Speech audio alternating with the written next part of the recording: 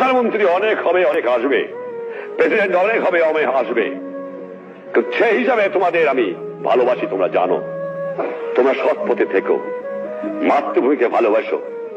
মনে রেখো, তোমাদের মধ্যে যেন পাকিস্তানের মেন্টালিটি না আসে। তোমরা পাকিস্তানের সৈনিক নও, তোমরা বাংলাদেশের সৈনিক। তোমরা হলো আমার পিপুলস আর্মি। তোমরা পেশাদার বাহিনী নয়, তোমরা শুধু সামরিক বাহিনী নও।